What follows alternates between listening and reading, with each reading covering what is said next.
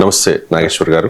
ఆంధ్రప్రదేశ్లో కూటమి పాలనపై ప్రధాని మోదీ ప్రశంసల వర్షం కురిపించారు సార్. ఆంధ్రప్రదేశ్ బీజేపీ ఎంపీలతో సమావేశం సందర్భంగా ప్రధాని మోదీ ఆంధ్రప్రదేశ్లో కూటమి పాలన బేష్ మంచిగా పాలన ఉంది, చంద్రబాబుతో పూర్తి సమన్వయం ఉంది, అలాగే చంద్రబాబుతో కలిసి పనిచేయడం మంచి పరిణామం, రాష్ట్రంలో పరిపాలన అభివృద్ధిపై మంచి ఫీడ్బ్యాక్ వస్తోంది అంటూ ప్రశంసలు కురిపించారు.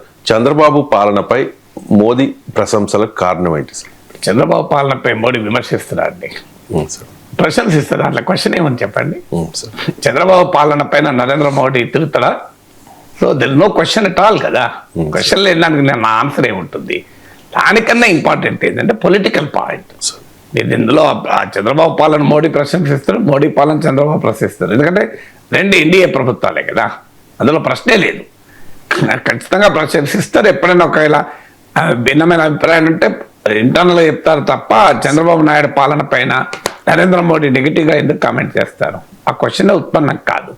అందువల్ల కూటమి పాలన ప్రశంసించడం అనేది డిస్కషన్ పాయింటే కాదు. డిస్కషన్ పాయింట్ ఏంటి అంటే చంద్రబాబుతో కలిసి వెళ్ళడం ప్రయోజనకరంగా ఉంది అనేది ఒక కీలకమైన అబ్జర్వేషన్. అలాగే పార్టీ సమన్వయంతో పనిచేస్తోంది ఈ కూటమిలో అని, అంటే కూటమిలో ఉన్న సభ్య పార్టీల మధ్య సమన్వయం పట్ల మోడీ సంతృప్తి వ్యక్తం చేశారు. అంటే ఇక్కడ కీలకమైన ప్రశ్న ఏంటంటే చాలా కాలం తెలుగుదేశం పార్టీతో కలవడానికి బీజేపీ వెనకాడింది.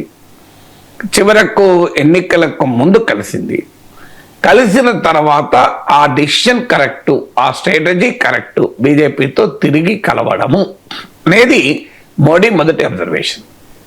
అంతకుముందు బీజేపీ థర్డ్ ఫోర్స్గా ఎమర్జ్ కావాలి, చంద్రబాబు నాయుడుకు జగన్కు టీడీపీ వైసీపీ లేనా రాష్ట్రం, మేము మూడవ ఫోర్స్గా ఎమర్జ్ అవుతాం, ఈ రెండు పార్టీలు ఏదో ఒకటి దెబ్బతిని ఆ స్పేస్లోకి మేము ఎంటర్ అవుతాం అని ఇదివరకు మాట్లాడేవాళ్ళు.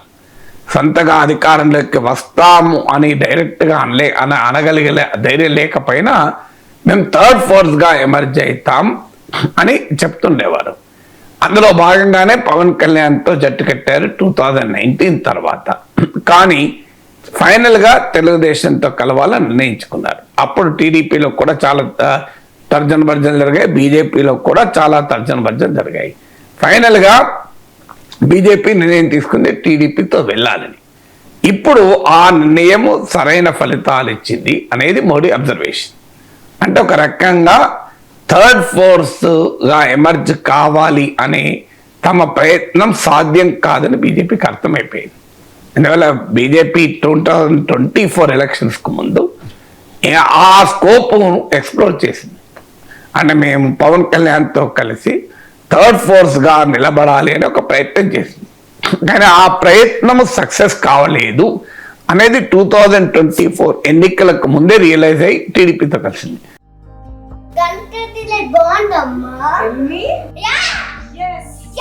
కంట్రీ డిలైట్ బఫెలో మిల్క్ ని మా ఫ్యామిలీ వాళ్ళకి ఎప్పటి నుండో వాడుతున్నాను. ఈ పాల ఫస్ట్ యూజ్ నుండి నాకు దీనిపైన చాలా నమ్మకం వచ్చింది. Choose country delight and live better. మీకు సిమిలర్ ఎగ్జాంపుల్ తమిళనాడులో కనబడుతుంది. తమిళనాడులో కూడా అన్నామలై నాయకత్వంలో చాలా హడావుడి చేశారు. అసలు థర్డ్ ఫోర్స్గా ఎమర్జ్ కావాలనే ప్రయత్నం చేశారు. ఏడీఎంకేకు దూరం అయ్యారు, చిన్న చిన్న పార్టీలను కలుపుకున్నారు. ఫైనల్గా అర్థమైంది, మనం మ్యాక్సిమం ఎన్డీఏకి 11% ఓటింగ్ వచ్చింది. అందులో బీజేపీకి 8% దాకా వచ్చినట్టుంది. సో బీజేపీకి అర్థమై ఇప్పుడు మళ్ళీ ఏడీఎంకేతో కలిసింది. అంటే బీజేపీ ప్రత్యేకత ఏంటంటే ఒక రిజిడ్ పొలిటికల్ లైన్ ఉండదు బీజేపీకి. సో డైనమిక్గా తమ పొలిటికల్ లైన్ అప్డేట్ చేసుకుంటూ ఉంటారు. అంటే ఎలక్షన్లలో గెలవడము, పార్టీని బలోపేతం చేయడము అనే అంశం ఆధారంగా ఆ పార్టీ తన పొలిటికల్ లైన్ మార్చుకుంటుంది. అంటే చాలా రాజకీయ పార్టీలు, ఇప్పుడు కమ్యూనిస్టులు చూడండి, కాంగ్రెస్ వ్యతిరేక రాజకీయాలను కంట్రోల్ చేశారు, బీజేపీ వ్యతిరేక రాజకీయాలను కంట్రోల్ చేశారు. కమ్యూనిస్టులు బలపడే రాజకీయాలు చేయలే. కాంగ్రెస్ ఓడించడం అనేది ఒకనాడు, బీజేపీ ఓడించడం ఇంకొనాడు. వాళ్ళు బలపడడం అనే రాజకీయం లేదు బీజేపీ రాజకీయం. అందుకే మీరు కమ్యూనిస్టులు దేశంలో బలహీనపడుతూ వచ్చారు. ఎందుకంటే కాంగ్రెస్ వ్యతిరేక రాజకీయం చాలా కాలం చేశారు. కాంగ్రెస్ వ్యతిరేక శక్తుల ఐక్యత అని లాస్ట్గా బీజేపీకి బెనిఫిట్ అయింది. మళ్ళీ బీజేపీ వ్యతిరేక శక్తుల ఐక్యత మొదలుపెట్టారు, మళ్ళీ కాంగ్రెస్ బెనిఫిట్ అవుతుంది. కానీ కమ్యూనిస్టులు బలపడాలి అనే వ్యూహము ఎత్తుగడ కన్నా వాడిని ఓడించాలి వీడిని ఓడించాలి అనే ఎత్తుగడల వల్ల నష్టపోతూ వచ్చారు. బీజేపీ ఇందుకు భిన్నంగా ఎందుకు బలపడుతూ వచ్చిందంటే ఎవరిని ఓడించడం కాదు, బీజేపీని గెలిపించేటువంటి రాజకీయ వ్యూహం. సో బీజేపీ గెలిపించడానికి ఎవరితో కలిస్తే, ఎవరితో విడిపోతే, ఎవరితో ఎప్పుడు ఎలా ఉంటే తమకు బలం పెరుగుతుందో గుర్తించి డైనమిక్గా తన అలయన్సెస్ మార్చుకుంటూ ఉంటుంది. So that is the style of BJP. అందుకే మీకు తెలుగుదేశం పార్టీతో అసలు ద్వారాలే మూసేస్తాయి, తలుపులే మూసేస్తాయి అని చెప్పిన వాళ్ళు మళ్ళీ తెలుగుదేశంతో కలిశారు. ఇది పొలిటికల్ ఆపర్చునిటీ, రాజకీయ అవకాశవాదం, సైద్ధాంతిక రాహిత్యము, ఇలాంటి పేర్లు విమర్శకులు చాలా పెట్టచ్చు. కానీ దట్ ఈస్ ద పొలిటికల్ ప్రైగ్మాటిజం. అంటే రాజకీయాల్లో ఎన్నికల్లో గెలవాలి అంటే అల్టిమేట్గా రిజిడ్ పొలిటికల్ లైన్ పెట్టుకొని ఐడియాలజికల్ రిజిడిటీలో ఉండడం కన్నా తమ పార్టీ పెరగటానికి అనుసరించాల్సిన ఎత్తుగడలేంటి అనేది బీజేపీ ఆలోచిస్తుంది. అందుకే బీజేపీ ఎవరితో కలవాలి, ఎవరితో విడిపోవాలనే దాంట్లో ఈ రకమైన జాడ్యాలు పెట్టుకోరు, చాదస్తాలు పెట్టుకోరు. అయ్యో నిన్నటి దాకా మనం కలిసి ఉన్నాం కదా, విడిపోతే ఎలా అని ఇప్పుడు అనుకోరు. అప్పుడు ఇంకా వాజ్పేయి టైంలో అలా ఉండేదేమో. కానీ ఇప్పుడు మోడీ టైంలో సింపుల్ కమాడిటీస్. సో నీకు నచ్చితే కొంటావు, నచ్చకపోతే కొనవు, నచ్చినంత కాలం వాడుతావు, నచ్చని కనుక పడేస్తావు. సో పొలిటికల్ అలైస్ను ఐడియాలజికల్ అలైస్ కాదు, సింప్లీ ట్రాన్సాక్షనల్ రిలేషన్షిప్ వాడతావు. That is the style of Modi led BJP. ఆ ట్రాన్సాక్షనల్ రిలేషన్షిప్లో నాకు ఉపయోగపడితే ఉపయోగించుకుంటాం, లేకపోతే లేదు. అందులో భాగంగానే మీకు తమిళనాడులో తన పార్టీ పెరగడం కొరకు ఒకసారి ఏడీఎంకేతో కలిశారు, మళ్ళీ విడిగా ఒక ప్రయత్నం చేశారు, సాధ్యం కాదనుకున్నారు, మళ్ళీ ఏడీఎంకేతో కలిశారు. ఆంధ్రప్రదేశ్లో కూడా తాము విడిగా ఉంటే బలపడతామని అనుకొని కొంతకాలం ప్రయత్నం చేశారు, అది సాధ్యం కాదని అర్థమైంది, మళ్ళీ టీడీపీతో కలిశారు. ఇప్పుడు టీడీపీ ఇక బలహీన పడుతుందనో లేదా టీడీపీలో లీడర్షిప్ ట్రాన్సిషన్ అప్పుడు తమకు అపార్చునిటీ వస్తుందని కూడా భావించారు. సో బీజేపీ ఎత్తుకలు ఎలా ఉంటాయంటే ఇప్పుడు ఏడీఎంకే విషయంలో అదే జరిగింది. జయలలిత మరణానంతరం ఏడీఎంకే ఒక లీడర్షిప్ క్రైసిస్ ఎదుర్కొంటుంది. సో ఆ సమయంలో తమకు అపార్చునిటీ ఉంటుంది అని భావించి ఓపీఎస్తో ఇలాంటి పళనిస్వామితో ఇలా చాలా ప్రయత్నాలు చేసింది. అలాగే మీకు బీజు జనతాదళ్ ఇప్పటికీ ప్రయత్నం చేస్తుంది. ఎందుకంటే నవీన్ పట్నాయక్ వృద్ధాప్యం వల్ల నవీన్ పట్నాయక్ ఇనాక్ట్ అయ్యే రోజు ఇవాళ కాకపోతే రేపైనా వస్తుంది, అప్పుడు తమకు అపార్చునిటీ వస్తుంది అని ఎత్తుకెళ్ళేస్తుంది. అందుకే నవీన్ పట్నాయక్ బిజు జనతాదళ్ పార్టీతో ఆ రకమైన మిగతా కాంగ్రెస్ పార్టీని వ్యతిరేకించారు. అయినా ఆఖరికి బిజు జనతాదళ్ ఓడించే ఒరిస్సాల అధికారంలోకి ఈ లోపలనే వచ్చేసారు. నవీన్ పట్నాయక్ ఉండగానే వచ్చారు, నవీన్ పార్టీ యాక్టివ్గా ఉండగానే. సో ఆంధ్రప్రదేశ్లో కూడా బీజేపీ ఆశించింది ఏంటంటే చంద్రబాబు నాయుడు ఎనీహౌ ఇంకో 5 ఏళ్ళు 10 ఏళ్ళు యాక్టివ్గా ఉండగలుగుతారు, ఏది రీత్యా అంతకన్నా ఎక్కువ సాధ్యం కాదు కనుక అప్పుడు తెలుగుదేశం పార్టీ మళ్ళీ లీడర్షిప్ ట్రాన్సిషన్ అనే క్రైసిస్ ఎదుర్కొన్నప్పుడు తమకు అవకాశం వస్తుంది. అందుకొరకు అప్పటికి పవన్ కళ్యాణ్ లాంటి వాళ్ళతో కలిసి ఉండడము, జూనియర్ ఎన్టీఆర్తో అమిత్ షా సమాలోచనలు చేయడము, ఇవన్నీ దాంట్లో భాగం. ఆ సిచ్యువేషన్కు ప్రిపేర్ కాదు. బహుశా ఇప్పుడు అది కూడా బీజేపీకి అర్థమైంటుంది. తెలుగుదేశం పార్టీలో నాయకత్వ సంక్షోభం ఏమీ ఉండకపోవచ్చు, ఆ పార్టీ లీడర్షిప్ ట్రాన్సిషన్ కూడా ప్రిపేర్ అయింది అని. ఎందుకంటే ఇటీవల కాలంలో లోకేష్ పట్ల బీజేపీ చూపుతున్న ప్రత్యేక ఆకర్షణ అందుకు ఉదాహరణ. They realise it. ఇక మనకు చంద్రబాబు నాయుడు నుంచి లోకేష్కు లీడర్షిప్ ట్రాన్సిషన్ టైంలో ఆ గ్యాప్ వస్తుంది, ఆ గ్యాప్లో తాము ఎంటర్ కావచ్చు అని ఇదివరకు భావించారు. అందుకు పవన్ కళ్యాణ్ ముందు పెట్టి ఎంటర్ కావచ్చు అని. అందుకే పవన్ కళ్యాణ్ను ముందు పెట్టి తెలుగుదేశం పార్టీని అటాక్ చేయడం అనేది బీజేపీ జాతీయ నాయకత్వ వ్యూహం అని నేనే కాదు, ఏబిఎన్ రాధాకృష్ణ కూడా తన విశ్లేషణలో పేర్కొన్నారు. కానీ ఇప్పుడు అది కూడా వాళ్ళకి అర్థమైంది, టీడీపీని అంత తొందరగా డిస్టర్బ్ చేయలేము, టీడీపీ డిస్టర్బ్ అవుతుంది అని భ్రమల్లో ఉండకూడదు. అదే వైసీపీ టీడీపీల మధ్య పోలరైజేషన్ పోయి తమకు వచ్చే అవకాశం ఉంటుంది అనే నమ్మకం వరకు పోయింది. ఇప్పటికి కూడా 20% ఓటింగ్ ఉంటుంది, కానీ ఇమీడియట్ ఫ్యూచర్లో ఆ స్కోప్ లేదు. ఫ్యూచర్లో ఏమంటూ ఉండొచ్చు. ఇప్పటికైతే మనం తెలుగుదేశం పార్టీతో కలిసి ఉండడం వల్లనే ఆంధ్రప్రదేశ్లో ఉనికి ఉంటుంది తప్ప, లేకపోతే కంప్లీట్గా మార్జినలైజ్ అయిపోతాం అనే భావనకు బీజేపీ వచ్చింది. అందుకే మోడీ ప్రత్యేకంగా చంద్రబాబు నాయుడుతో కలవడం వల్ల ప్రయోజనమైంది, తెలుగుదేశంతో కూటమితో సమన్వయం అనే మాట అన్నాం. అందువల్ల they have understood that Telugu Desam party strong, Telugu Desam party vibrant, Telugu Desam పార్టీని అంత సులభంగా వీక్ కాదు. చంద్రబాబు నాయుడు ప్రభుత్వం పట్ల తీవ్రమైన అసంతృప్తి పెరిగితే కూడా తమకు ఒక ఆపర్చునిటీ వచ్చే అవకాశం ఉంటుంది అని కూడా ఒక బీజేపీ భావించింది. కానీ అది కూడా ఇప్పుడైతే కనిపించడం లేదు. ఇప్పటికిప్పుడు ఎన్నికలు జరిగినా కూటమే మళ్ళీ అధికారంలోకి వచ్చే అవకాశం కూడా ఉంది. అందువల్ల చంద్రబాబు నాయుడు ప్రభుత్వం పట్ల అసంతృప్తి లేదు, తెలుగుదేశం పార్టీలో నాయకత్వ క్రైసిస్ లేదు. థర్డ్, పవన్ కళ్యాణ్ లాంటి మిత్రుడు విడిగా రావడానికి సిద్ధంగా లేరు. బీజేపీకి సొంతగా ఆ ఉనికి లేదు. మరి ఏం చేయాలి బీజేపీగా? ఈ 4 కారణాల రీత్యా చంద్రబాబు నాయుడుతో కలిసి ఉండడమే, తెలుగుదేశంతో కలిసి ఉండడమే తమకు శ్రీరామ రక్ష అని బీజేపీ జాతీయ నాయకత్వం ఒక అభిప్రాయానికి వచ్చినట్టుగా మోడీ వ్యాఖ్యలు చూస్తుంది. అయితే ఇదే ఉంటుందా ఎప్పటికీ? నేను ఇంతమంది చెప్పాను, బీజేపీ రాజకీయ వ్యూహంలో రిజిడిటీ ఉండదు. డైనమిక్గా పొలిటికల్ సిచ్యువేషన్ వాళ్ళు అసెస్ చేస్తూ ఉంటారు. క్షేత్రస్థాయి నుంచి వారికి ఆర్ఎస్ఎస్ నుంచి కూడా ఫీడ్బ్యాక్ వస్తుంది. ఆర్ఎస్ఎస్ఏ కాదు, సొంత పార్టీ కాదు, ఇండిపెండెంట్ సోర్సెస్ నుంచి కూడా ఫీడ్బ్యాక్ తెచ్చుకుంటూ ఉంటారు. అందుకే మీకు ఆంధ్ర ఎంపీలతో, తెలంగాణ ఎంపీలతో మాట్లాడుతూ మోడీ అంత కాన్ఫిడెంట్గా ఎందుకు చెప్పగలిగాడు?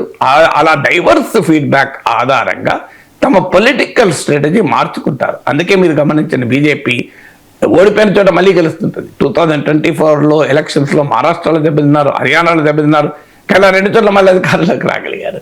అందువల్ల బీజేపీకి ఉండే డైనామిజం అది. అందువల్ల ఆంధ్రప్రదేశ్లో ఇప్పటికైతే ఇప్పుడు బీజేపీ ఒక అండర్స్టాండింగ్కి వచ్చింది. చంద్రబాబు నాయుడు పైన తీవ్రమైన అసంతృప్తి ఇప్పుడు లేదు. 2, పవన్ కళ్యాణ్ విడిగా రావటానికి సిద్ధంగా లేడు. 3, టీడీపీ వైసీపీకి టీడీపీకి మధ్య ఉన్న పోలరైజ్డ్ పొలిటికల్ క్లైమేట్ ఇంత తొందరగా బీజేపీకి అయితే అవకాశం ఉండదు. 4, బీజేపీకి స్థానిక నాయకత్వం కానీ ఉనికి కానీ లేదు. అన్నిటికీ మించి తెలుగుదేశం నాయకత్వ సంక్షోభం లేదు. Chandrababu Naidu to Lokesh smooth transition జరుగుతోంది. అందువల్ల ఇప్పటికిప్పుడు మనకు ఏ అవకాశం లేదు. అసంతృప్తి ఉన్న అవకాశం ఉంటుంది, నాయకత్వ సంక్షోభం ఉన్న అవకాశం ఉంటుంది. సో లేదు, ఒక బలమైన మిత్రపక్షం కలిసి వస్తే అవకాశం ఉంటుంది. ఏది లేనప్పుడు ఏం చేయాలి మరి? అందువల్ల ఇప్పటికిప్పుడు తెలుగుదేశంతో కలిసి ఉండడమే లాభం అనే నిర్ణయానికి మోడీ వచ్చినట్టుగా ఉంది. మీరు ఇక్కడ ఇంకో డైమెన్షన్ కూడా ఉంది, ఆసక్తికరమైన మీరు న్యూస్లో చదవండి. జగన్మోహన్ రెడ్డి విమర్శలకు సోషల్ మీడియాలో మీరు ధీటుగా ఎదుర్కోండి అని చెప్పారు. మరి జగన్ ఎప్పుడైనా మోడీని విమర్శిస్తే కదా ఎదుర్కోవడం.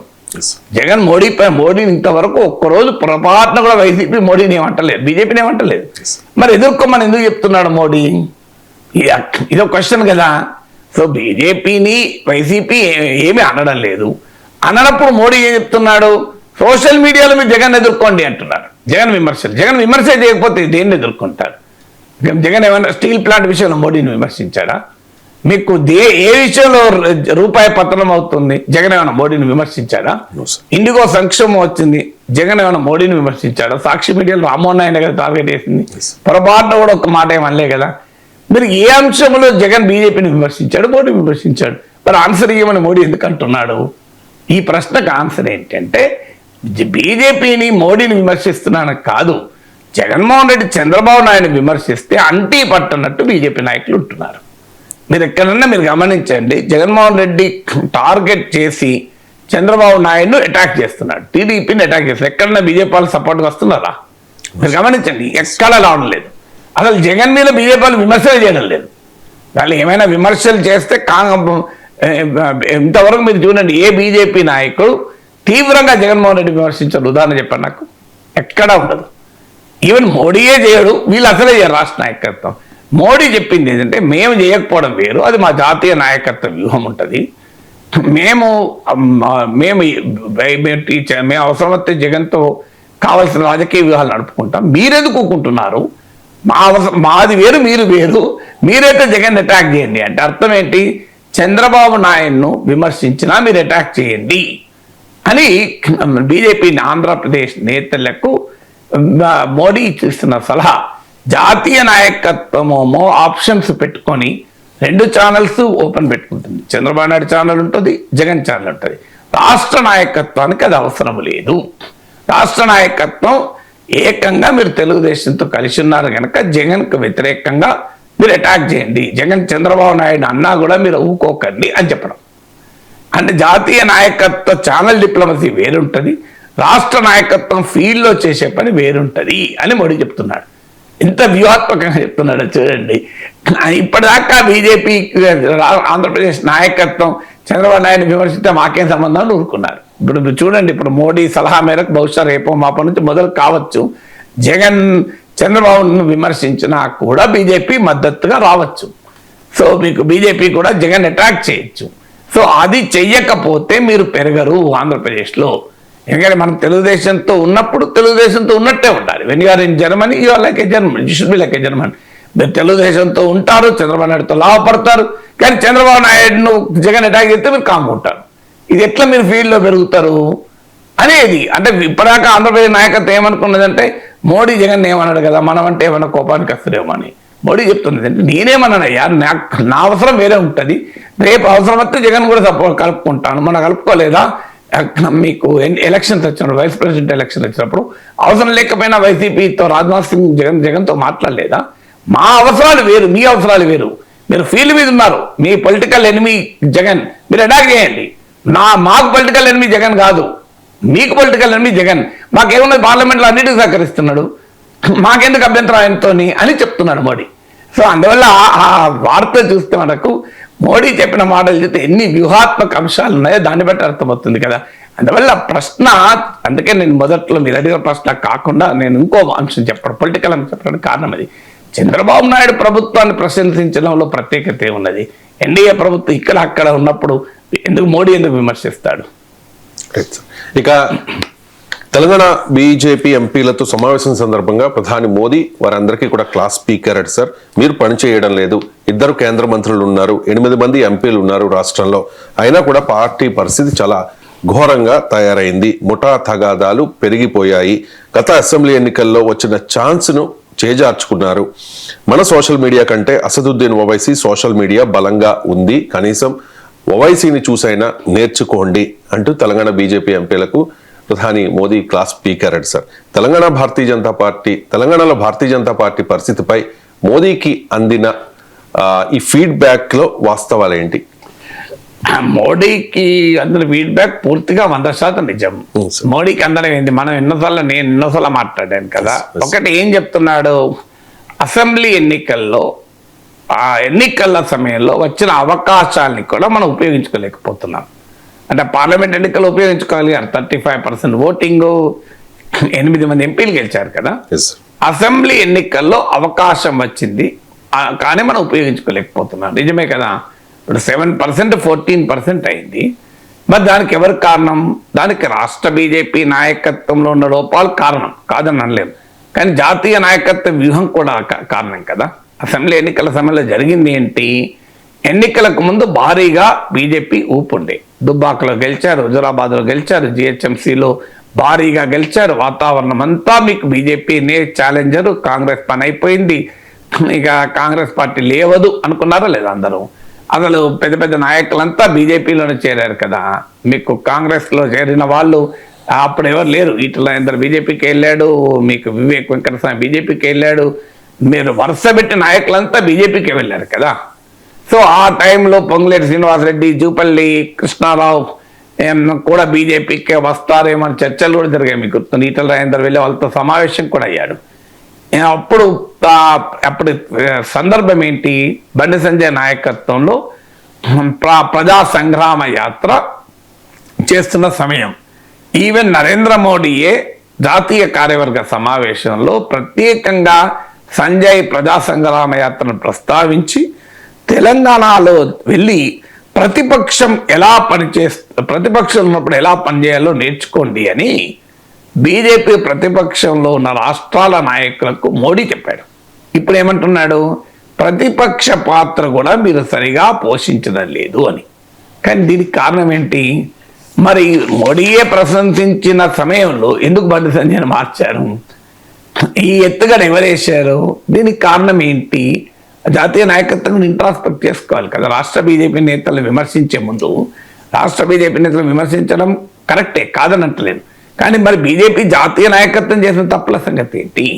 ఆ తప్పులే కదా బీజేపీని దెబ్బతీసింది.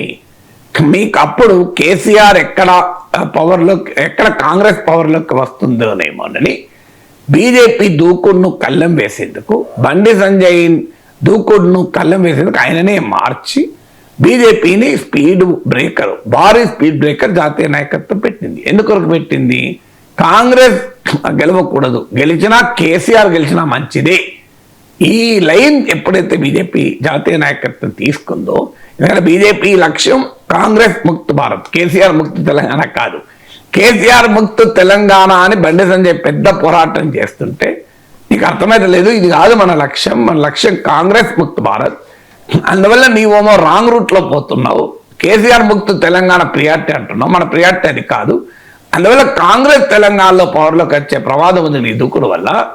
అందువల్ల కేసీఆర్ అయినా ప్రభుత్వంలో ఉండనియండి, మనం ఎలాగూ రాం అని చెప్పి బీజేపీ జాతీయ నాయకత్వం చేసిన వ్యూహం వల్ల బండి సంజయ్ అర్ధాంతరంగా తొలగించారు.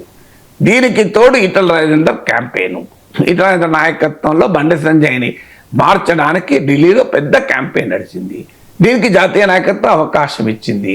జాతీయ నాయకత్వం అవకాశం ఇవ్వకపోతే ఈటల రాజేందర్ అన్నిసార్లు వెళ్ళి అమిత్ షాకి ఎట్లా చెప్పగలుగుతాడు? సో అందువల్ల జాతీయ నాయకత్వమే బండి సంజయ్కి వ్యతిరేకంగా ఒక పెద్ద ప్రచారం నడవటానికి అవకాశం ఇచ్చింది. అందుకే కదా ఇప్పుడు ఈటల రాజేందర్ బహిరంగంగా సంజయ్ని అటాక్ చేసినా బీజేపీ ఏమనలేకపోతుంది. జాతీయ నాయకత్వం లేకపోతే ఇప్పుడు మందలించకపోవా ఈటల రాజేందర్ను? ఎందుకు మందలించలేకపోతుంది? ఒకప్పుడు తామే అవకాశం ఇచ్చారు కదా సంజయ్ వ్యతిరేక ప్రచారానికి. అవకాశం ఇవ్వడమే కాకుండా దానికి రెస్పాండ్ అవుతూ సంజయ్ని మార్చారు కూడా అలా అని. ఇప్పుడు ఈటల రాజేందర్కు అవకాశం ఇచ్చిందే జాతీయ నాయకత్వం. అందువల్ల ఈటల రాజేందర్ ఇప్పుడు బండి సంజయ్ ఉద్దేశించి పేరు చెప్పకపోయినా బివేర్ నా కొడక అని చెప్పి అన్నా ఈటల రాజేందర్ ఒక్క మాట కూడా బీజేపీ జాతీయ నాయకత్వం ఏం అనడం లేదు కదా. మరి అననప్పుడు మరి ఈటల రాజేందర్ను బండి సంజయ్ పై పోరాటానికి, బండి సంజయ్ ఈటల రాజేందర్ పై పోరాటానికి జాతీయ నాయకత్వమే గ్రీన్ సిగ్నల్ ఇస్తుంది కదా. అందువల్ల తప్పులు జాతీయ నాయకత్వం లేదా ఇక్కడ. అందువల్ల అసెంబ్లీ ఎన్నికల సమయంలో బీజేపీ జాతీయ నాయకత్వం అనుసరించిన రాజకీయ వ్యూహాల లోపమే తెలంగాణకు బీజేపీలో అవకాశం లేకుండా చేసింది. ఆ సమయంలోనే కదా రేవంత్ రెడ్డి నాయకత్వంలో కాంగ్రెస్ దూకుడుగా వచ్చింది. నేను ఖచ్చితంగా చెప్పగలుగుతాను, సంజయ్ని గనక ఆ రోజు పార్టీ అధ్యక్ష పదవి తీసేయకపోతే, అలాగే బండి సంజయ్ నాయకత్వంలో ప్రజా సంగ్రామ యాత్ర సమయంలో వచ్చిన ఊపు కంటిన్యూ అయ్యి ఉండకపోతే, జాతీయ నాయకత్వం నీళ్లు చల్లకపోతే, ఈటల రాజేందర్ క్యాంపెయిన్కి ఈల్డ్ అయ్యి ఉండకపోతే ఇవాళ బీజేపీ అధికారంలో ఉన్న ఆశ్చర్యపడాల్సింది లేదు. విడిగా కాకపోతే బీఆర్ఎస్తో కలిసి ఉండే అవకాశం ఉండేది.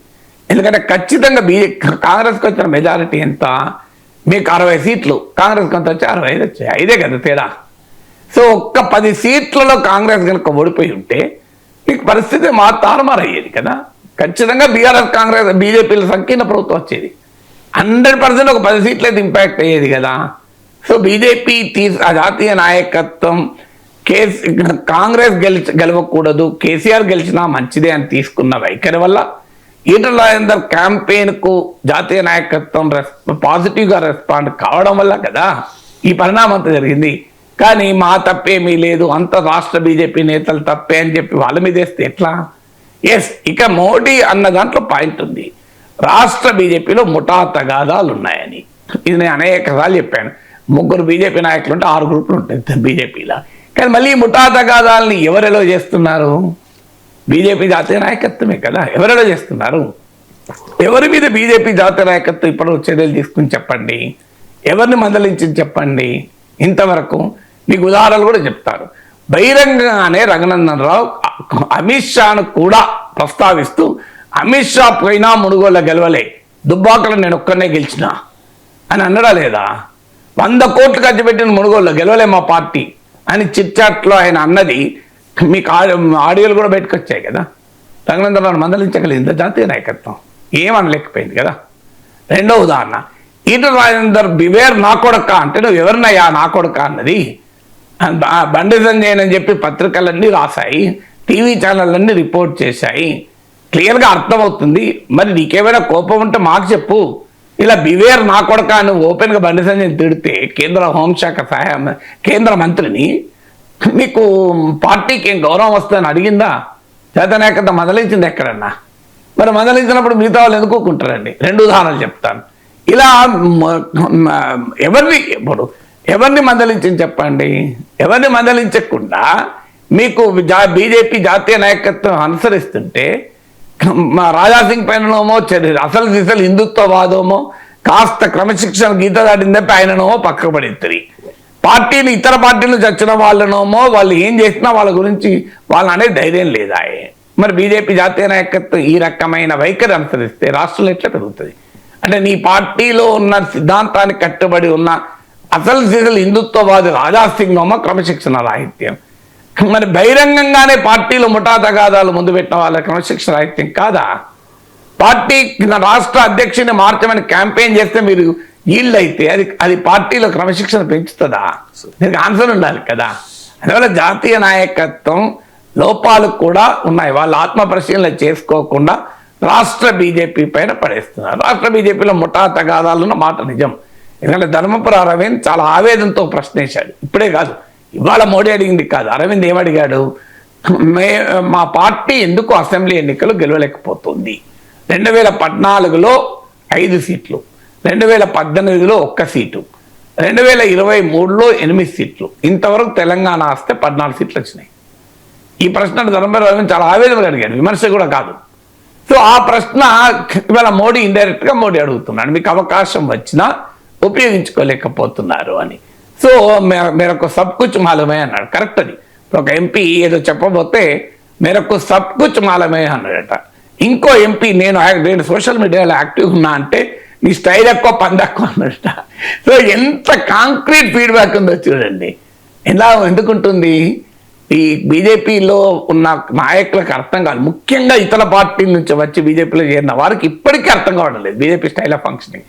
వీళ్ళు ఏమనుకుంటున్నారంటే ఇతర పార్టీలా బీజేపీ ఉంటుంది అనుకుంటున్నారు.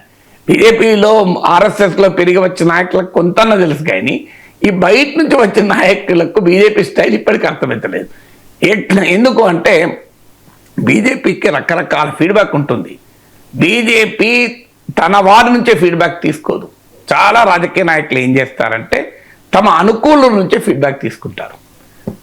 తమ ఆర్గనైజేషన్ నుంచి మాత్రమే ఫీడ్బ్యాక్ తీసుకుంటారు.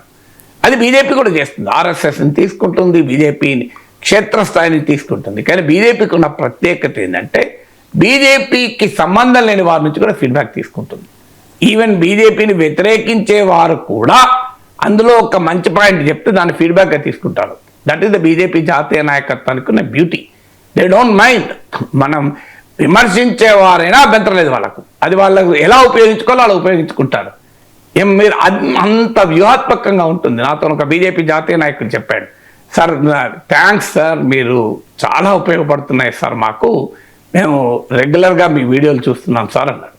నేనన్నా నా వీడియోలలో నేను చాలా ప్రశ్నిస్తే కదా మిమ్మల్ని, మీకెందుకు అందుకే ఉపయోగపడుతుంది సార్ అన్నాడు. మాకు అనుకూలంగా మాట్లాడి చూస్తే మాకేమొస్తుంది సార్ అన్నాడు. మమ్మల్ని ప్రశ్నిస్తూ మీరు మాట్లాడిన దానికి మేము కౌంటర్ ప్రిపేర్ చేసుకున్నా లేదా మా తప్పు ఉన్నప్పుడు దాన్ని మార్చుకుంటే మా పార్టీ పెరుగుతుంది కదా సార్ అన్నాడు. మరి మీరు ఇంత వ్యూహాత్మకంగా మాట్లాడుతున్నారే, మరి మీ కింద నాయకత్వానికి అర్థమవుతలేట, వాళ్ళకి అర్థం కాదు. అదే సార్, వాళ్ళకి చెప్తే తెలియదు. అందువల్ల బీజేపీ పైన అబాండాలేసి అనవసరంగా మా పైన క్యాంపెయిన్ చేస్తే మేము ఒక రకంగా స్పందించాలి. కానీ మీరు ఎనలిటికల్గా ఇంటలెక్చువల్గా ఒక దాన్ని విశ్లేషిస్తున్నారు. అందులో నుంచి మాకేది ఉపయోగపడుతుందో మేము తీసుకుంటాను తప్ప మిమ్మల్ని అటాక్ చేస్తే మాకేం వస్తుంది సార్ అన్నాడు. మిమ్మల్ని అటాక్ చేస్తే మాకేం వస్తుంది? మీ వర్షన్ ఏంటని విని దాంట్లో నిజం ఉంటే సవరించుకొని లేదంటే కౌంటర్ ఇలా ప్రిపేర్ అయితే ఆయన అన్నాడు, మీ వీడియోలు చూసాక మాకు మా ప్రత్యర్థులను ఎదుర్కోవడం చాలా సులభం సార్ అన్నాడు. ఎందుకంటే మీ వాటికి ఆన్సర్ చెప్తే సరిపోతుంది కదా అని ఎగ్జాంపుల్తో సహా చెప్పాడు. నేను పెట్రోలియం ఛార్జెస్ గురించి మాట్లాడితే ఇంకా మీరు ఈ పాయింట్ రైజ్ చేశారు సార్, మా రాజకీయ ప్రత్యర్థి ఎవరు రైజ్ చేయలే, నేను దానికి ప్రిపేర్ అయ్యాను, తర్వాత వాళ్ళని కూడా కౌంటర్ చేయగలిగామన్నారు. అంటే నాకు ఆశ్చర్యం వేసింది. ఆయన ఇంకో పాయింట్ కూడా చెప్పాడు, తెలుగు రాని జాతీయ నాయకత్వానికి కూడా నేను మాట్లాడే విషయాలు తెలుస్తారన్నాడు. నేను ఆశ్చర్యపోయాను, నేను మాట్లాడే విషయాలు వాళ్ళకి ఎలా తెలుస్తాయంటే లేదు sir, they have their own feedback system అని.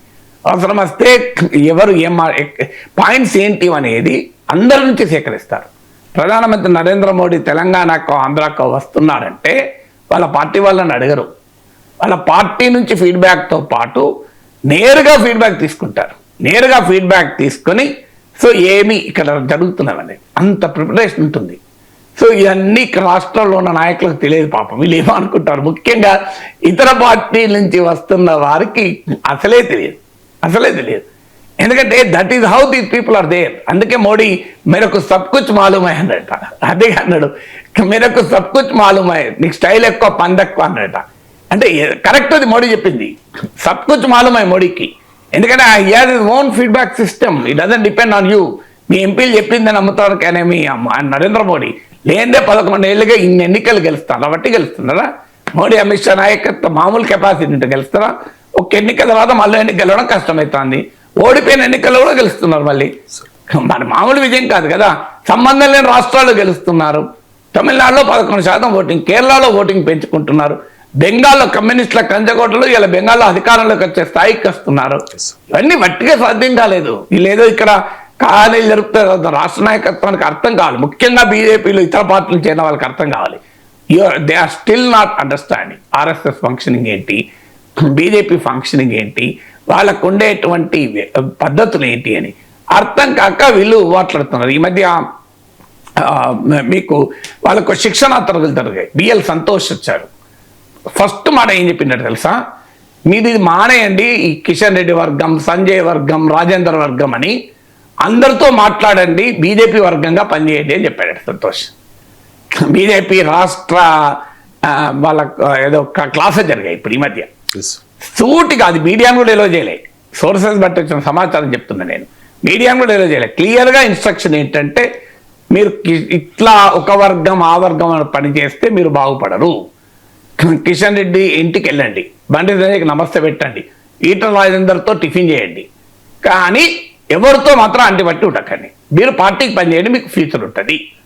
మాకు అన్నీ తెలుసు ఎవరి వ్యవహారం ఏంటో అని ఇంత స్పష్టంగా సూటిగా చెప్పారంటే అర్థమవుతుంది కదా వాళ్ళు ఎంత ఫీడ్బ్యాక్ కేంద్ర నాయకత్వానికి ఉంది అని. అందువల్లనే ఇక్కడ ముఠా తగాదా మాట్లాడు సోషల్ మీడియా గురించి ఎంత బాగా చెప్పాడు చూడండి. ఓవైసీ ఉన్నంత స్ట్రాంగ్గా కూడా మీరు ఉంటలేరు అన్నారు. మీకు జాతీయ అంశాల పైన మీరు అసలు రియాక్ట్ అవుతలేరు అని చెప్పాడు. వీళ్ళు ఇక్కడ లోకల్ పంచాయతీ తప్ప జాతీయ పరిణామాల పైన కనీసం రాష్ట్ర నాయకత్వం లేదు, స్పందించడం లేదు అంటారు. So their strategies are very very different. వాళ్ళకి అనుకో, మీకు అందరూ తెలుసు కదా, జేపీ నడ్డా మా ఇంటికి వచ్చినప్పుడు రఘునందన్ రావు భారీగా అభ్యంతరం చెప్పాడు. ఇది ఆల్రెడీ నేను టీవీలో రఘునందన్ రావుతో కూడా అడిగాను, నిజమే అన్నాడు ఆయన. వెళ్ళి ఆఖరికి విత్ ఇన్ ద పార్టీ మీటింగ్లో అభ్యంతరం చెప్పారు. మీరు ఆయన ఇంటికి ఎట్లా పోతున్నారు జేపీ నడ్డా, ఆయన మనం ప్రశ్నిస్తారు విమర్శిస్తారు కదా అంటే, రాష్ట్ర నాయకత్వం మాకేం సంబంధం, అసలు అది జేపీ నడ్డా టీం డిసిషన్, మాది కాదు కదా అన్నారు. తర్వాత జేపీ నడ్డా దగ్గరికి కూడా వెళ్ళి చెప్పాడు. చెప్తే ఏమన్నాడు తెలుసు, ఆశ్చర్యం వేస్తుంది. Mister Raghu, do you think that I go to somebody's house without knowing who he's అన్నాడు. నేను ఒకరి ఇంటికి వెళ్ళే ముందు ఆయన ఎవరో తెలియకుండా వెళ్తానా అన్నాడు. That is how the party all India leadership works. నాకు తెలుసు కదా, బయటకు వచ్చాక I don't understand why Raghu has objected. Professor seems to be a perfect gentleman, he may not agree with us, మనతో అగ్రీ కాడు, ఏముంది, అలాంటి వాళ్ళని కలవాలి కదా అన్నాడట. కలవాల్సిందే మనతో అగ్రీ కాని వాళ్ళని కదా, అగ్రీ వాళ్ళతో కలిసి ఏం చేస్తూ ఉన్నాడట. చూడండి వాళ్ళ విజన్ చూడండి, వీళ్ళ విజన్ చూడండి ఎంత తేడా ఉందో. సో జేపీ నడ్డాకు పోయి పలానా ఇంటికి పోవద్దు, పలానా కలవద్దు అంటే నడ్డా అంత అమాయకుడు అండి. జేపీ నడ్డా భారతీయ జనతా పార్టీకి అఖిల భారత అధ్యక్షుడు, ఆరితేరిన నాయకుడు. ఆయన తెలియదు ఎక్కడికి పోవాలి, ఏం చేయాలి అనేది. వీళ్ళు చెప్తే ఆయనకు అర్థమవుతుందా చెప్పు. ఇది ఉదాహరణ బహిరంగంగా, ఇది అందరూ తెలుసు బీజేపీలో రాజకీయ వర్గాల్లో. సో రఘునందరావు నేను అడిగాను కూడా టీవీలో, నిజమే సార్ నేను అభ్యంతరం చెప్పినాడు, అది ఆయన ప్రత్యేకత, ఆయన ఏమి లేదు నేను చెప్పలేదు అనలే, నేను అభ్యంతరం చెప్పినాను ఓపెన్ అని అన్నాడు. So that is how the BJP నా పర్సనల్ ఎక్స్పీరియన్స్ ఎందుకు చెప్తున్నానంటే, బీజేపీ ఆల్ ఇండియా లీడర్షిప్ ఉండే ఫీడ్బ్యాక్ సోర్సెస్ ఏంటి అనేది. అది నన్ను ఒక బీజేపీ నాయకుడు బౌతులు తిట్టిపిస్తే జేపీ నడ్డా అన్న మాటలు ఏంటంటే, it is unbecoming of our leader అన్నాడు. ఇంకా నేను ఎక్కువ చెప్తే ఆయన ఎవరో కూడా అర్థమవుతుంది. It is unbecoming of a leader అన్నాడు అని జాస్ట్ 3 చుక్కలు. మిగతా వాడు చెప్పడం లేదు. మన పార్టీలో ఈ స్థాయిలో నాయకుడు కావాలనుకుంటున్న వాడు ఇలా ప్రవర్తించకూడదు, ఆశ్చర్యంగా ఉంది. ప్రొఫెసర్ నాగేశ్వర్ పైన అదేంటి వ్యాఖ్యలు అన్నాడు. ఇది కాదని చెప్పమన్నాడు ఎవరన్నా బీజేపీ నాయకుల్ని. ఇది మాకున్న సార్ నాకుంటాయి కదా. జేపీ నడ్డా, నరేంద్ర మోడీ, అమిత్ షా సాధారణ పొలిటికల్ లీడర్లుగా ఉన్నప్పుడు, సాధారణ రిపోర్టర్లుగా ఉన్న వాళ్ళు ఇలా వాళ్ళు ఎడిటర్లు అయ్యారు, వీళ్ళు ప్రైమ్ మినిస్టర్లు అయ్యారు. వాళ్ళ ఫ్రెండ్షిప్ అయితే పోదు కదా.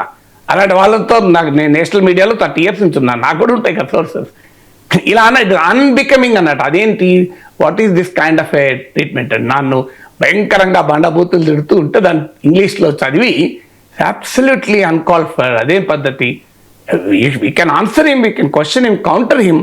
కానీ ఇలా అబ్యూజివ్గా మాట్లాడడం ఏంటి అని, నీచంగా నా పైన మాట్లాడి చంపేస్తామని బెదిరిస్తే జేపీ నడ్డా అన్న మాటలు ఇవి.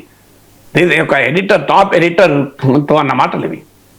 టాప్ ఎడిటర్ ఈ ప్రస్తావన తెస్తే, yes, I know it, I have the information, I have seen the translation of that video, so that press conference video is absolutely uncalled for, is unbecoming of a leader అన్నాడు.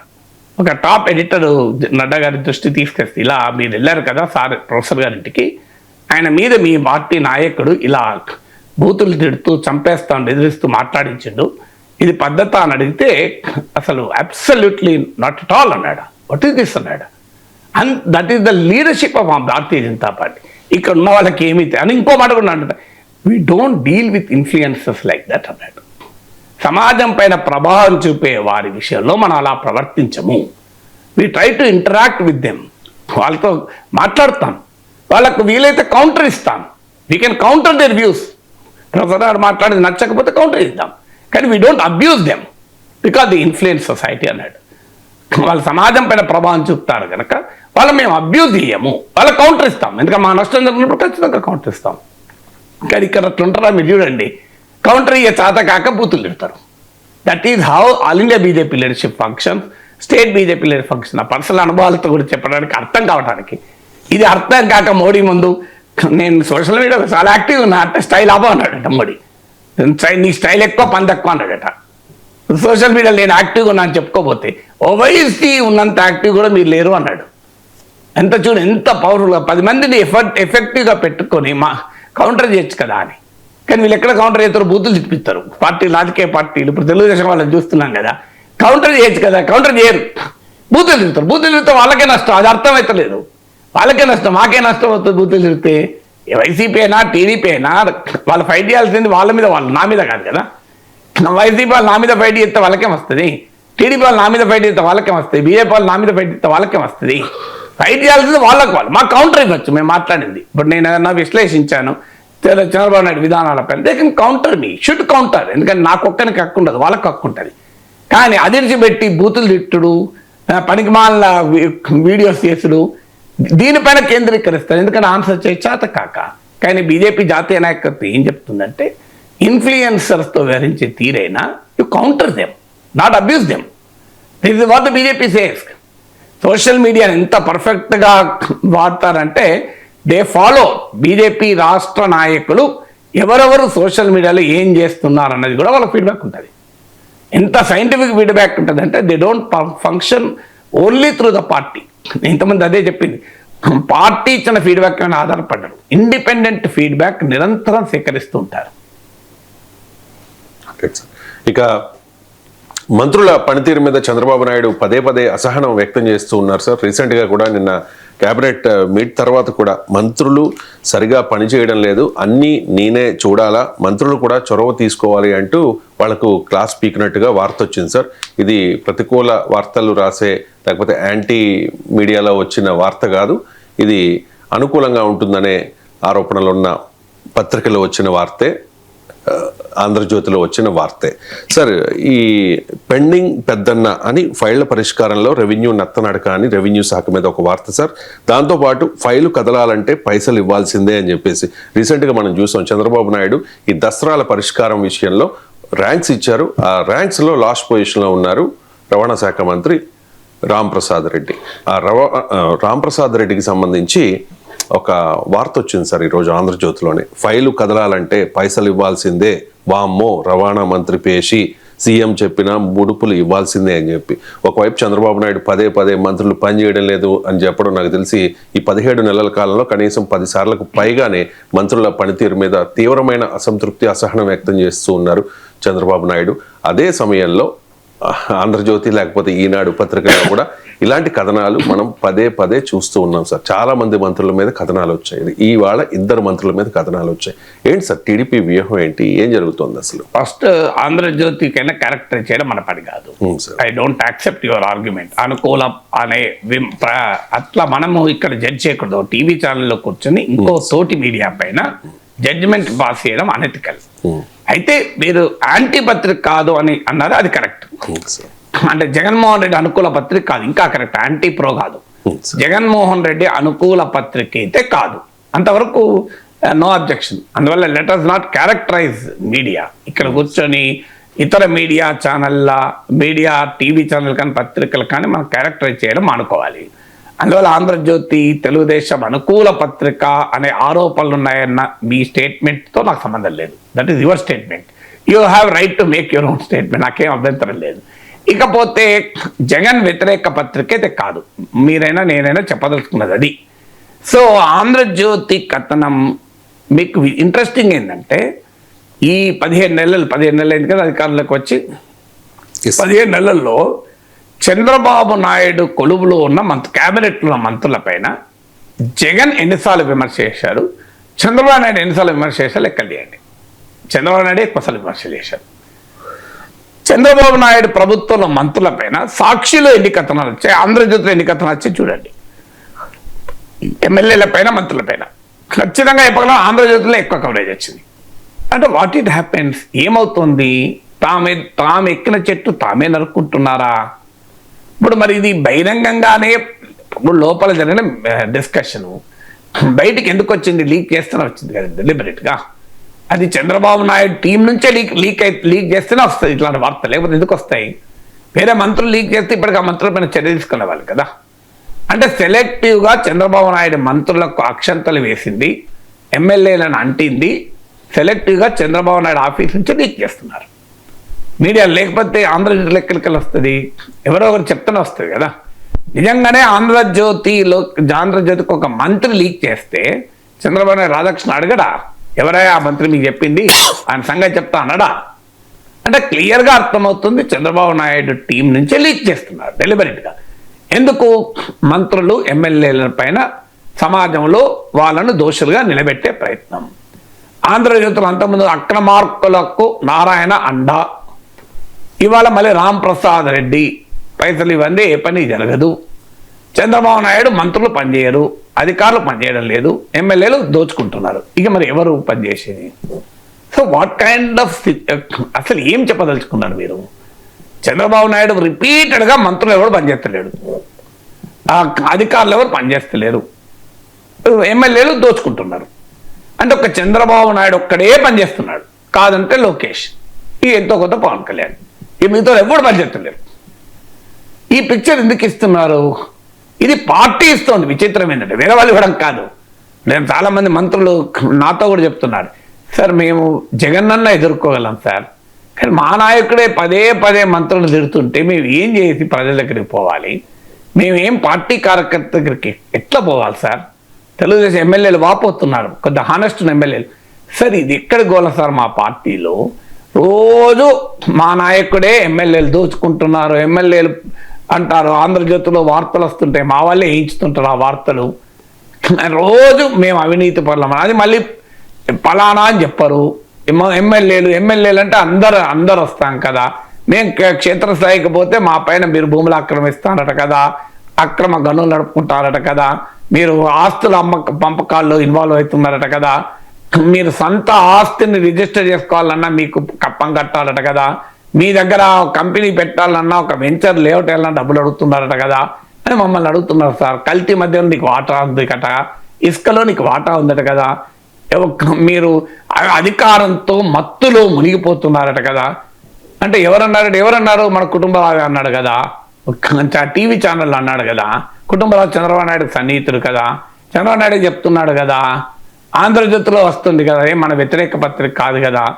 ఇవన్నీ ఎందుకు వస్తున్నాయి, మీరు ఇంత దోచుకుంటున్నారు కదా అని మా కార్యకర్తలు అడుగుతున్నారు సార్ మమ్మల్ని.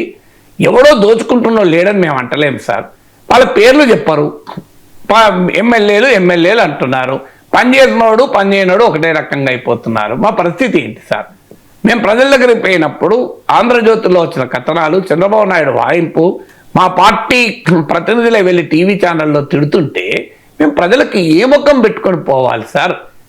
మీలాంటి వాళ్ళు ప్రశ్నిస్తున్నామో మిమ్మల్ని వైసీపీ ఖాతాలు వేస్తున్నారు, మరి మా కుటుంబరావును వైసీపీ ఖాతాలు వేస్తారా? ఆంధ్రజ్యోతి రాధాకృష్ణ వైసీపీ ఖాతాలు వేయలేరు కదా సార్. మరి వాళ్ళు కూడా అదే చెప్తున్నారు, మీకనకటే చెప్తున్నారు. రాధాకృష్ణ వాడిన భాష అసలు ఇంకా తీవ్రంగా ఉంది కదా, ఇంకా కఠినంగా పరుషంగా ఉంది కదా సార్. మీరన్నా కాస్త డిప్లొమాటిక్గా మాట్లాడుతున్నారు. అసలు ఏం జరుగుతుంది సార్ మా పార్టీలోని? తెలుగుదేశం ఎమ్మెల్యేలు, మంత్రులు మాలాంటి జర్నలిస్టుల దగ్గర మాట్లాడుతున్నారు ఓపెన్గానే వాళ్ళ ఆవేదన. అంటే మరి మీరు చెప్పచ్చు కదా అంటే చంద్రబాబు నాయుడుకి చెప్పే ధైర్యం ఉందా సార్? లోకేష్కి చెప్పే ధైర్యం లేదు మాకు, చంద్రబాబు నాయుడు చెప్పే ధైర్యం ఉందా? లోకేష్ ముందర కూడా చెప్పుకోలేని పరిస్థితి మాది అని. సో ఏం చేస్తున్నారు? సో ఇక మంత్రి పదవి రాని వాళ్ళు ఏం చేస్తారు? ఈ మంత్రులు పనికిమాలినోళ్ళు, ఈ మంత్రులు పనిచేస్తలేరు అని చంద్రబాబు నాయుడు చెప్పినట్లు అన్నట్లు ఆంధ్రజ్యోతిలో కథనాలు పట్టుకుని వాళ్ళ క్యాంపెయిన్ చేస్తారు. రామ్ ప్రసాద్ రెడ్డికి మంత్రి పదవి వద్దు, నారాయణ మంత్రి పదవి అంటే ఎవరు తీసేయలేరు, చంద్రబాబు నాయుడు కోటాలు వచ్చాడు. రామ్ ప్రసాద్ రెడ్డి మంత్రి పదవి ప్లేస్లో అక్కడ ఒక కాంపిటీటర్ ఉంటాడో ఉండడు, ఎవరో ఆశావాహుడు ఉంటాడు కదా. ఆ ఆశావాహులు ఏం చెప్తారంటే, చూడు ఈ రామ్ ప్రసాద్ రెడ్డి వేస్ట్, ఈయన దగ్గర పైసలు అది పనిచేస్తలేరు, ఈయనంటే చంద్రబాబు నాయుడికే కోపం ఉంది, రేపో మాపో తీసేస్తారు అని పార్టీలో వాళ్ళపైన అంతర్గతంగా కూడా తిరుగుబాటు జరుగుతుంది. అంటే వాళ్ళకు వ్యతిరేకంగా ఉన్న వర్గాలు ప్రతి పార్టీలో ఉంటాయి కదా. ఇప్పుడు పార్టీలో అందరికీ మంత్రి పదవి రాదు, అందరికీ ఎమ్మెల్యే రాదు. అందువల్ల సొంత పార్టీ ప్రతి పార్టీలోనూ ఆశావాళ్ళు ఉంటారు. వాళ్ళు ఏం చేస్తున్నారంటే వీళ్ళ మీదే అటాక్ చేస్తున్నారు. చూడు ఇంకో మాకు టికెట్ ఇవ్వలేదు, పలానా టికెట్ ఇచ్చారు, కానీ ఆయన దోచుకుంటాడు, మద్యంలో ఉన్నాడట, అందరు ఇట్లున్నాడట. ఇది ఇప్పుడు తెలుగుదేశంలో జరుగుతున్న వ్యవహారం, విచిత్రంగా వ్యవహారం. మీకు ఇప్పుడు తిరువూరు ఎమ్మెల్యే విజయవాడ ఎంపీ పైన తీవ్రమైన ఆరోపణలు చేశాడు కదా. దారంపూడి చంద్రశేఖర్ రెడ్డి రేషన్ మాఫియా దారి ఇచ్చిన డబ్బులతో మేము వైసీపీ కౌన్సిలర్లను కొన్నాము, మా ఎంపీకి కల్తీ మద్యం మాఫియాతో ఉన్నారు, రాజశేఖర్ రెడ్డితో ఉన్నారు, పలానాయనతో ఉన్నారు, వైసీపీ నాయకులందరితో మా ఎంపీ మంచి క్లోజ్ ఫ్రెండ్షిప్, వ్యాపారాలు చేస్తుంటారు కలిసి హైదరాబాద్లో. ఇది ఎవరు చెప్పారు? TDP MLA. దుబాయ్లో ఉండి ఇంకా యూకేలో ఉండి చంద్రబాబు నాయుడు ఏమని లీక్లు ఇచ్చారు? ఆంధ్రజ్యోతిలో ఏమొచ్చింది? చంద్రబాబు నాయుడు వస్తున్నాడు, బెత్తం పట్టుకొని వస్తున్నాడు, ఇక సంగతి తేలుస్తాడు. శ్రీనివాసరావు కూడా చెప్పాడు, పల్లా శ్రీనివాసరావు, నువ్వేం అడగ పిలవాల్సిన అవసరం లేదు, నేను వస్తున్నప్పుడు చూసుకుంటా అన్నాడు. వచ్చేం రోజు లేదండి, నన్ను చూసుకున్నాడా? ఎవరి మీద యాక్షన్ తీసుకుంటే చెప్పు? జీరో కదా. దానిపైన ఒక డిసిప్లినరీ కమిటీ వరలరామయ్య నాయకత్వంలో కూర్చున్నది, ఇద్దరిని పిలిపించింది, వాళ్ళ వాంగ్మూలాలు తీసుకున్నది, ఎవరిపైన యాక్షన్ తీసుకున్నది చెప్పండి? ఇప్పుడు అందులో ఎవరిదో రైట్ ఉంటుంది కదా. ఒకవేళ తిరువూరు ఎమ్మెల్యే చెప్పిన రాంగ్ అయితే ఆయన పైన చర్య తీసుకోవాలి, ఆయన రైట్ అయితే ఎంపీ పైన చర్య తీసుకోవాలి. ఎవరిపైన చర్య తీసుకోవాలి అంటే ఏంటి మీనింగు? చంద్రబాబు నాయుడు నాయకత్వం అంత అసమర్థంగా ఉన్నట్ట, లేదా టీడీపీ నాయకత్వాన్ని తెలిసి ఇదంతా జరుగుతుందని అనుకోవాలా? నాకు ఖచ్చితంగా చంద్రబాబు నాయుడు అయితే అసమర్థులని మీరన్నారు, నేనన్నారు, ఎవరన్నారు? ఖచ్చితంగా టీడీపీ నాయకత్వాన్ని తెలిసే జరుగుతుంది. కానీ తప్పు వాళ్ళు చేస్తాను, నేను కాదు అని చంద్రబాబు నాయుడు చెప్పదలుచుకున్నాడు. తన సొంత ఇమేజ్ కొరకు అన్ఫార్చునేట్లీ సొంత పార్టీ మంత్రుల ఎమ్మెల్యేల ఇమేజ్ను పార్టీ దెబ్బతీస్తోంది. ఇది పార్టీ నా చంద్రబాబు నాయుడే కాదు, మీరు మీడియా సహకారంతో జరుగుతున్న ప్రయత్నం ఏంటంటే ఎమ్మెల్యేలు దొంగలు, మంత్రులు చాతకానులు. ఎందుకు? Only to improve the image of Chandrababu Naidu and Lokesh తప్ప క్యాబినెట్లో ఎవరు పనిచేయరు, లోకేష్ ఒక్కడే ఎఫెక్టివ్గా పనిచేస్తారు అనే ఇమేజ్ క్రియేషన్ కొరకు మిగతా మంత్రులందరినీ విలలు చేస్తున్నారు. ఒక్కొక్కరిపైన అటాక్. ఇవాళ రామప్రసాద్ రెడ్డి కావచ్చు, నిన్న నారాయణ కావచ్చు, రేపు మరొకరు కావచ్చు, ఎమ్మెల్యేలు అందరిపైన అటాక్, ఒక్కరని వీళ్ళు వాళ్ళని కాదు. అదే అందుకే తెలుగుదేశంలో ఏం జరుగుతున్నది ఆ పార్టీకి అర్థమవుతలేదు. కార్యకర్తల నుంచి నిరంతరం ప్రశ్నలు పాపం కింద నాయకులకు, ఏంటి మన పార్టీలో ఏం జరుగుతుంది? రామప్రసాద్ రెడ్డి పైన ఆంధ్రజ్యోతిలో వచ్చిన కథనం, ఆయన కాన్షియన్స్ ఆయన ఏ ముఖం పెట్టుకుని తెలుగుదేశం కార్యకర్తల దగ్గర పోగలడు? నువ్వు దొంగనట కదా, నువ్వు పైసలు ఏ పని చేయవట కదా అని అడగరా? లేదయా సాక్షి వచ్చింది, ఆ సాక్షి మనకు వ్యతిరేకం అని చెప్పి తిట్టచ్చు సాక్షులు వస్తే. నాగేశ్వర్ లాంటి వస్తే ఆయన జగన్ పేటీఎం, ఆయన అట్లనే అంటాడు అనొచ్చు. కానీ ఆంధ్రజ్యోతిలో వచ్చింది కదా, అది కూడా చంద్రబాబు నాయుడు వచ్చింది అన్నాడు అని వచ్చింది కదా, ఏం చెప్పుకొని తిరగాలి రామప్రసాద్ రెడ్డి జనం దగ్గరికి ఎట్లా పోవాలి? ఇంకా నీ ఫైళ్ళు కదలే అట, నువ్వు ఇన్ఎఫిషియెంట్ మినిస్టర్ అట, నీ ర్యాంక్ ఎక్కడో ఉందట కదా అని కార్యకర్తలు అడుగుతాయని ఏం చెప్పుకొని ఏ ముఖం పెట్టుకొని తిరగాలి నాయకుల దగ్గరికి? ఎవరు చంద్రబాబు నాయుడు ర్యాంక్ ఇస్తే నీ లాస్ట్ ర్యాంక్ అట కదా, నువ్వేం పని చేయలేను అట కదా, అసమర్థుడు నీకు నీ మంత్రి పదవి ఎక్కువ రోజులు ఉండవు, ఎంతకాలం ఉంచుతాను నిన్ను అని అన్నారా? ఏమని చెప్పుకొని తిరగాలి? ఇప్పుడు కేసీఆర్ నాని జనం దగ్గరికి పోతే ఆయన అడిగారు అనుకోండి, మన పార్టీ ఎమ్మెల్యేనే నువ్వు దొంగవన్నాడాయా, నువ్వు కల్తీ మధ్య వాళ్ళతో కలిసి ఉన్నావు అంటున్నాడు, మరి ఆయన పైన ఇంతవరకు యాక్షన్ లేదని ఆయన అన్న నిజమే కదా అని అడరా? అందువల్ల తెలుగుదేశం పార్టీకి ఇప్పుడు వైసీపీ అవసరం లేదు, చంద్రబాబు నాయుడు మాటలు ఆంధ్రప్రదేశ్ కథనాలు చాలు ఆ పార్టీని దెబ్బతీయడానికి. సరిగ్గా ట్రంప్ గోల్డ్ కార్డ్ వచ్చేసింది సార్. వ్యక్తిగతంగా కొనుగోలు చేయాలంటే $1 million ఖర్చు పెట్టాలంటే సార్, అది ఇండియన్ కరెన్సీలో అయితే 9 కోట్లు. అలాగే కంపెనీ నుంచి కొనాలంటే 18 కోట్లు, అంటే $2 million. ఏంటి సార్ ఈ ట్రంప్ గోల్డ్ కార్డ్ స్పెషాలిటీ ఏంటి? డిమాండ్ ఎంతవరకు ఉంటుంది? అండ్ ట్రంప్ లక్ష్యం ఏంటి? డిమాండ్ ఎంతకాలం ఉంటుంది అనేది స్పెక్యులేషన్. భవిష్యత్తు గురించి నేను ఎప్పుడు జ్యోతిషాలు చెప్పాను, చాలాసార్లు చెప్పాను. ఎంతవరకు ఉంటుంది? సో అసలు ఇష్యూ అది కాదు. మీరు గోల్డ్ కార్డ్ లో ఏముంది అనేది పేపర్లో వచ్చింది, అది చదువుకుంటారు ఎవరైనా. అందులో విశ్లేషణ పాయింట్ ఏంటి అంటే, ఈ గోల్డ్ కార్డు వ్యూహం ఏంటి ట్రంప్ది? అసలు పాయింట్ గోల్డ్ కార్డ్ డీటెయిల్స్ మీరు పేపర్లో చదవండి, గూగుల్లో కొడితే దొరుకుతుంది, నేను చెప్పాల్సిన అవసరం లేదు కదా, మీరైనా చెప్పచ్చు, పేపర్లో వచ్చింది ఆల్రెడీ. సో ఏంటి గోల్డ్ కార్డ్? $1 million కడితే gold card permanent work visa ఇస్తారు. కంపెనీ ఇండివిజువల్స్ అయితే, కంపెనీస్ అయితే $2 million కట్టాలి. ఇది కాక $5 million చెల్లిస్తే ప్లాటినం కార్డు కూడా వస్తుంది. సో ఆ వివరాలు మీరు చూడండి, మీడియాలో వస్తే అంత ఎక్కడైనా దొరుకుతుంది. బేసిక్గా ఇది పాయింట్ ఏంటి దీంట్లో.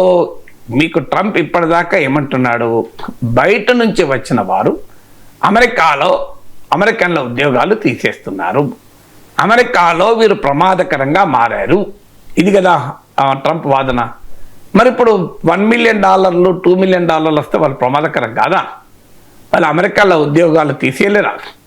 వాస్తవంగా ఇది కొత్తగా పెట్టింది ఏం కాదు, ఆల్రెడీ EB1 EB2 అని వీసాలు ఉన్నాయి.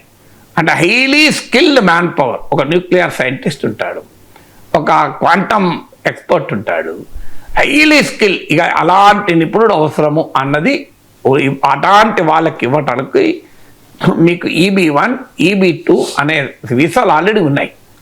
ఇదేంటంటే దానికో ప్రాతిపదిక ఉంది, హైలీ స్కిల్. ఇప్పుడు ఒక న్యూక్లియర్ సైంటిస్ట్, ఒక క్వాంటమ్ ఎక్స్పర్ట్, ఒక స్పేస్ ఎక్స్పర్ట్ అంత ఈజీగా దొరకరు కదా. అందువల్ల మీకు ట్రంపే అన్నాడు, మీకు ఇలాంటి పనుల దగ్గర, అంటే హైలీ స్కిల్డ్ వర్క్ దగ్గర నేను అమెరికన్ స్థానిక అమెరికన్లకు ఉద్యోగాలు ఇవ్వంటే ఏడుకెళ్ళి ఇవ్వాలని నేను అన్నాడు కూడా, సాధ్యం కాదు కదా అన్నాడు. అందువల్ల అలాంటి వాటికి ఈ వీసాలు ప్రత్యేకంగా అమెరికా వీసా ప్రోగ్రాంలో ఆల్రెడీ ఉన్నాయి. ఇప్పుడు ట్రంప్ ఏం చేస్తున్నారు, వాళ్ళ స్కిల్తో సంబంధం లేదు, డబ్బులతో సంబంధం. అంటే వాళ్ళు $1 million ఇస్తే ఎవరైనా అమెరికాలో వీసా పొందొచ్చు. అంటే ఏంటి, ఇప్పటిదాకా అమెరికా వీసా రావటానికి అమెరికా ఎకానమీ అవసరాలు, అది కూడా హైలీ స్కిల్ అనేది క్రైటీరియా ఉంటే, ఇప్పుడు డబ్బును క్రైటీరియాగా మార్చారు ట్రంప్. మరి ఇది ఏ రకమైన విధానం? ట్రంపే చెప్తున్న యాంటీ ఇమిగ్రేషన్ ఫిలాసఫీకి ఏమైనట్లు? పైసలు ఇస్తే బయటివాడు అయినా మంచిదే, పైసలు ఇవ్వకపోతే మాత్రం వాడు దుర్మార్గుడు. ఇది ట్రంప్ చేసే వ్యవహారం. అంటే ఒక రకంగా అమెరికా పౌరసత్వాన్ని, అమెరికా వీసాలను అమ్మకం ఆనికి పెట్టాడు ట్రంప్. ఈ సింప్లీ కన్వర్టెడ్ ఏ వీసా ఇంటూ కమాడిటీ. అంటే అమెరికాలోకి ట్రంప్ కాలంలో రావాలి అంటే డబ్బు ఉండాలి, నైపుణ్యంతో సంబంధం లేదు, అమెరికన్ ఎకానమీకి ఏం కంట్రిబ్యూట్ చేస్తారో సంబంధం లేదు. మీకు if you have money you can simply ఒక రియల్ ఎస్టేట్లో పెట్టుబడి పెట్టైనా నువ్వు డబ్బులు కట్టేసి అయినా రావచ్చు నువ్వు. ఇలాంటి వీసాలు ఇతర చోట్ల ఉన్నప్పుడు UAEలో కూడా గోల్డ్ కార్డు ఉంది, UAEలో ప్రాపర్టీ కొన్నా, UAEలో ఇన్వెస్ట్ చేసినా నీకు గోల్డ్ కార్డ్ వస్తుంది. కానీ UAE is a different country, America is a different country. So ఇప్పుడు అమెరికాలో అమెరికా ట్రంప్ చెప్తున్న మేక్ అమెరికా గ్రేట్ అగైన్కు ఇది ఏ రకంగా దోహదం చేస్తుంది? మేక్ అమెరికా రిచ్ అగైన్ అందామా అంటే $1 million అమెరికా రిచ్ ఏమై ఉంటుంది? వీళ్ళు ఎంతమంది ఉంటారు, 1,00,000 మంది ఉన్నా కూడా ఎంత అవుతుంది? అమెరికా ఎకానమీలో $29 ట్రిలియన్ జీడిపి ఉన్నటువంటి కంట్రీ ఒక $1 మిలియన్ వీసా ఫీజుతో అమెరికా రిచ్ అవుతుందా? అంటే ట్రంప్ ఇది అమెరికా రిచ్ అయ్యడానికి కూడా కాదు, సింప్లీ ఈ వాంట్స్ టు కమాడిఫై ఎవ్రీథింగ్. పైసలతో మనిషిని విలువ చేయడం అనేది ఒక విధానం. ఇది కాకపోతే సౌత్ ఆఫ్రికాలో ఉన్న వైట్ ఉన్నారు అనుకోండి, వాళ్ళకి అమెరికాలో ఈజీగా వీసాలు వస్తాయి. అంటే రేసిస్ట్ అప్రోచ్ కూడా ఇందులో ఇమిడి ఉంది. ఇప్పుడు లేటెస్ట్గా 42 అమెరికాలో రావాలంటే ఒక 42 దేశాల పౌరులకు ఎలాంటి అడ్డంకులు ఉండవు, వీసాలు కూడా అవసరం లేదు. అది అమెరికాలో 42 కంట్రీస్కి చెందిన సిటిజన్స్ ఎలాంటి వీసా లేకుండా రావచ్చు. ఓన్లీ ట్రావెల్ ఆథరైజేషన్ ఉండాలి అంతే. అది కూడా ఆన్లైన్లో అప్లై చేస్తే ఇంటర్వ్యూలు ఏవి ఉండవు, ఆటోమేటిక్గా వాళ్ళకు ఆ ట్రావెల్ ఆథరైజేషన్ వస్తుంది. ఇప్పుడు ఆ 42 కంట్రీస్ నుంచి ఇప్పటి వరకు ఎలాంటి వీసా లేకుండా అమెరికాలో రాగలిగిన వారికి ఇప్పుడు ఏం చెప్తున్నాడంటే, మీ 5 ఏళ్ల సోషల్ మీడియా హిస్టరీ చెప్పాలి అంటున్నాడు. 5 ఇయర్స్ సోషల్ మీడియా హిస్టరీ ఎందుకు అడుగుతున్నాడు? ట్రంప్ను ప్రశ్నిస్తే వాళ్ళ వీసా రాదు, ట్రంప్ను సపోర్ట్ చేస్తే వీసా వస్తుంది. అంటే ప్రపంచంలో ఏ కంట్రీ కూడా ఇలా ఒక ప్రెసిడెంటో ప్రైమ్ మినిస్టర్కు వ్యూస్తో తమ వ్యూస్ అనుకూలంగా ఉంటేనే వీసాలు ఇస్తారనే దేశం ప్రపంచంలో లేదు, ఎక్కడ ఎన్నడూ లేదు. అందులో అమెరికా లాంటి సొసైటీ ఆల్వేస్ ఫ్రీ ఎక్స్ప్రెషన్కు, స్వేచ్ఛాయుత భావజాలానికి ఒక ప్రతీక. ఇప్పుడు ట్రంప్ ఏం చెప్పి ఆఖరికి మొన్న నోబెల్ ప్రైజ్ విన్నర్ కూడా వీసా తీసేశారు, ఎందుకంటే ఆయన ట్రంప్ను ప్రశ్నించాడు. ట్రంప్ను ప్రశ్నించినందుకు ఆయనకు వీసా తీసేశారు. సో ఎక్కడికి వెళ్తున్నది అంటే, 1 డబ్బుంటే అమెరికాలో రావాలి, 2 వైట్ అయితే అమెరికాలో ఉండాలి రేసిస్ట్, 3 ట్రంప్కు అనుకూలం ఉంటే అమెరికాకు రావాలి, ఇక మిగతా వాళ్ళందరూ వెళ్ళిపోవాలి. ఇది ట్రంప్ గోల్డ్ వీసా కార్డ్ చెప్తున్నటువంటి ఒక అమెరికా నీతి. ఇది అమెరికా లాంటి కంట్రీకి గౌరవాన్ని ఇవ్వదు. It will undermine American prestige and American esteem. America పౌరసత్వాన్ని వేలం పాటలో అమ్మకానికి పెట్టిన ట్రంప్ తన జాత్యహంకారంతో అమెరికా పౌరసత్వాన్ని లింక్ చేసి ఆఖరికి తన రాజకీయ అభిప్రాయాలు ఉన్న వాళ్ళే అమెరికాలో రావాలి అనే స్థాయికి తీసుకొస్తే what is America is land, ఎలాంటి ల్యాండ్, ట్రంప్ ఏ రకమైన దేశంగా దాన్ని మార్చబోతున్నాడు అనే దానికి ఇది ఒక ఉదాహరణ కదా. Thank you so much sir.